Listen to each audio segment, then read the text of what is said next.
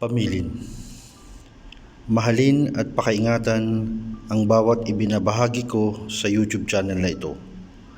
Ang kapangyarihang nakapaloob dito ay lubhang mahiwaga. Gamitin lamang sa kabutihan at pagganap ng kalooban ng Diyos, maging huwaran at laging isapuso't isip ang 7 layunin. Una, isabuhay ang 4 na gintong simulain: maka-Diyos, makabayan, makatao, makakalikasan. Pangalawa, isagawa ang pag-ibig sa Diyos, pananampalataya at pag-asa sa pamamagitan ng tiyaga. Ikatlo, isakatuparan ang kabutihan, katuwiran, kalinisan, katotohanan, kadalisayan, kaliwanagan at kababaan ng loob. Ika-4, ipalaganap ang kapayapaan, pagkakaisa, pagmamahalan, pagtulong sa kapwa, pagmimisyon, paglilinis ng sarili, at pagbabago tungo sa pag-unlad. Ika-5, magkaroon ng paggagalangan, pag-uunawaan, pagmamahalan sa isa't isa bilang mga kapatid at kapwa-tao. Ika-6, maging dakila sa isip, sa salita at gawa para sa Diyos, sa bayan at tao. Ika-7, ipagtibay ang kautusan ng Diyos, tumulong sa pagpapaunlad ng bawat kapwa at tumupad sa hadikain ng Diyos sa bawat tao.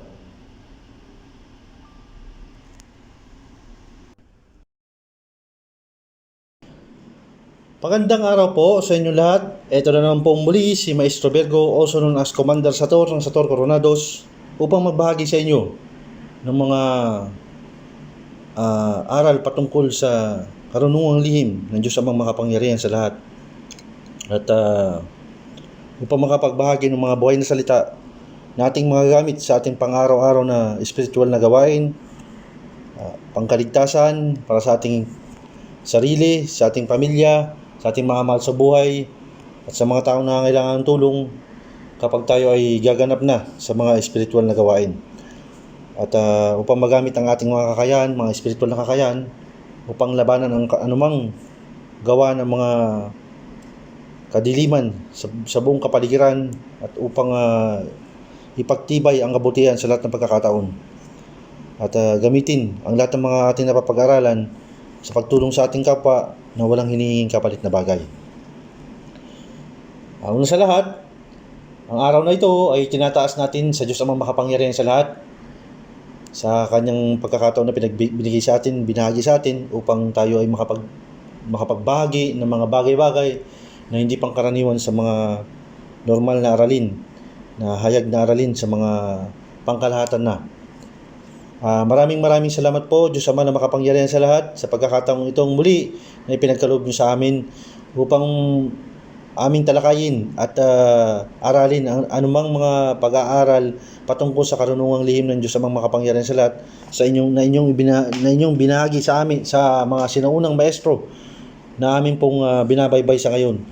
Maraming salamat po sa inyo, Diyos Ama, sa lahat ng pagkakataon, sa lahat ng mga taong sumusuporta sa amin, at sa mga gabay na tumutulong upang kami ay magpatuloy sa aming mga spiritual na gawain. At sana po ay pangalagaan niyo po kami, pakaingatan niyo po kami, lahat na nag-aaral ng karunungang lihim patungkol sa inyong mga aralin, at gayon din ang aming mga pamilya, ang aming mga mahal sa buhay, at lahat ng mga taong nagnanais rin na taglayin ang inyong ang kakayahan na pinagkakaloob niyo po sa pagdating ng araw na kami ay ang lahat ng mga nag-aaral ay maging karapat dapat sa kanilang mga gawain at tanggapin ang kanilang misyon. Sa pagdating ng araw na sila ay mabigyan ng basbas sa kanilang misyon na gagawin sa kanilang buhay, ang pinakamahalagang misyon sa kanilang buhay na kanilang tatanggapin. Yun naman po, maraming salamat po sa inyo, Diyos Amang makapangyarihan sa lahat, at salamat po sa lahat ng pinagkaloob nyo rin biyaya sa amin, at sana po ay mas basbasan niyo po kami at mas gabayan niyo po kami sa lahat ng pagkakataon ng aming buhay. At yan naman po ay hinihiling ko sa pangalan ng Diyos Amang makapangyarihan sa lahat, sa walang kapantay na pangalan ng Diyos Amang makapangyarihan sa lahat. At sana po ay patnubayan niyo po kami nawa Diyos Amang makapangyarihan sa lahat. Maraming salamat po.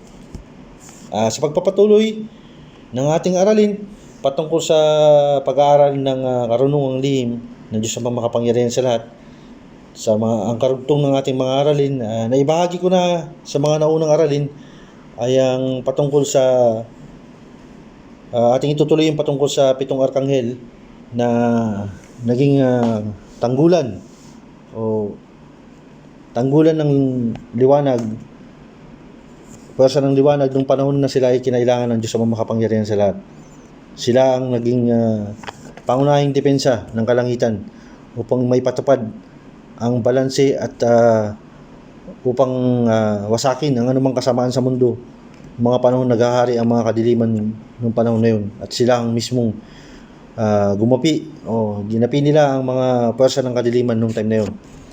At para sa review natin, naibahagi na natin ang panalangin patungkol sa San Miguel Arcangel sa araw ng linggo, at gayon din kay San Gabriel Arcangel sa araw naman ng Lunes, gayon din kay San Rafael Arcangel sa araw naman ng Martes, gayon din kay San Uriel Arcangel sa araw naman ng Miyerkules. At ngayon naman, ang ating ibabahagi ay kay San Sitiel Arcangel na tagapagbantay naman sa araw ng Huwebes. Para sa kaalaman ng lahat, si San Sitiel Arcangel ay nagbabantay sa araw ng Huwebes. Siya ay tagapaghain at tagapanalangin sa Diyos ng anumang magaling na gawa natin. Sa makatawid, siya ang nagbibigay ng panalangin o tagapaghain ng anumang mabubuting gawa ng tao sa lupa. Ang kanyang taglay ay insensaryo. Siya ang malapit sa Panginoon at sinasabi niya ang ating mabubuting gawa. Kaya nga sabi ko nga sa inyong mga tao na nagkakaroon ng misyon o tinawag, mainam na mapalapit din ang loob nyo kay San Sitiel Arcangel o maging kabahagi rin niya kayo ng kanilang layunin, at maipahayag nyo ang inyong layunin sa buhay, ano ang inyong misyon sa kanya, at hingiin nyo rin ang tulong para sa kanya sa kanyang pang-araw-araw rin na inyong gawain, lalo na pag natapat sa araw ng Huwebes.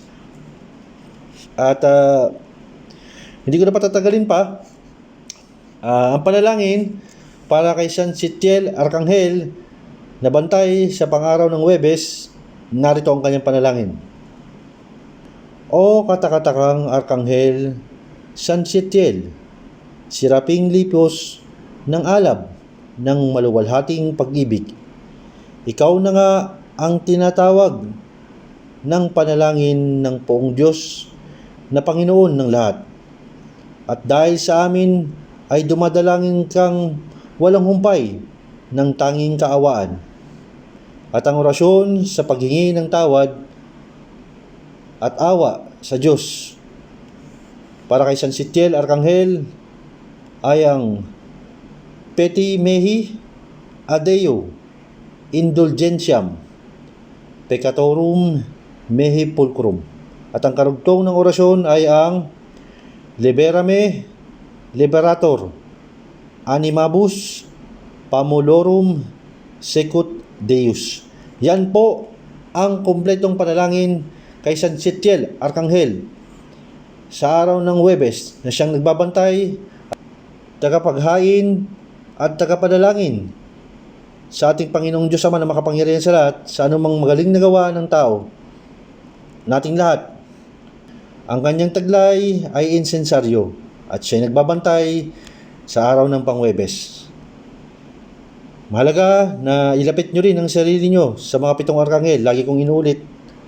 At kay San Sitiel sa araw ng Huwebes, mag-alay kayo ng panalangin para sa kanya, upang bago kayo magsimula ng inyong mga spiritual na gawain, kung kayo ay mabasbasan na, magkaroon na kayo ng pagkakataon na taglayin ang lahat ng mga kakayahan upang makapanggamot. Mahalaga na ilapit nyo rin ang sarili nyo sa kanila, dahil hindi nyo rin alam ang pagkakataon, dahil may mga pagkakataon na susubukin din kayo at kakailanganin nyo ang tulong ng 7 arkanghel. At para sa lahat, mas nais kong ilapit kayo sa 7 arkanghel upang mas magabayan kayo, mas matulungan nila kayo, at madepensahan nila kayo sa inyong pisikal, mental at spiritual, lahat na depensa na may pagkaloob sa inyo. Upang sa ganun makumpleto nyo ang bawat dasal na ito. At lagi kong sinasabi na gamitin lang ito sa kabutihan at pagganap sa pagtulong sa inyong kapwa na walang hinihing kapalit na bagay. At lagi nyong iisipin, lagi nyong inulit, anumang kapangyarihan ay pagkakaloob sa inyo, ayan ay hiram lamang. Huwag nating ariin ito, bagkus ay ibahagi natin ito sa pangkalahatang pagbabahagi. At anumang oras ay pwede itong bawiin sa atin at walang sino man ang mas nakatataas at mas nakalalaki sa ating Panginoong Diyos Ama na makapangyarihan sa lahat, sa kanyang walang kapantay na kapangyarihan. Tayo ay hihingi ng tulong sa Diyos Ama makapangyarihan sa lahat. Anumang kapangyarihan na ating hihingin at gagamitin ito sa kabutihan, ito ay magmumula sa ating Panginoong Diyos Ama na makapangyarihan sa lahat lamang. Yan lamang po sa ngayon ang aking binabahagi patungkol sa karunungang lihim ng Diyos Ama makapangyarihan sa lahat. At sana gamitin niyo ito sa makabutihan. At para sa mga nag-aaral, patuloy kayo mag-aaral, tapusin ang inyong pagdidebosyon at ipagpatuloy. Kahit matapos nyo na ang inyong pagdidebosyon, ituloy-tuloy nyo pa rin. Sapagat kung matanggap nyo na ang basbas, ay ito'y panghabang buhay na at inyong dadalhin ito at upang makatulong kayo sa inyong kapwa. At ako po muli, si Maestro Virgo, also known as Commander Sator ng Sator Coronados, nag-iiwan sa inyo ng mensaheng panatilihin ang kabutihan sa bawat isa at tumulong sa inyong kapwa nang walang hinihinging kapalit na bagay. Maraming salamat po.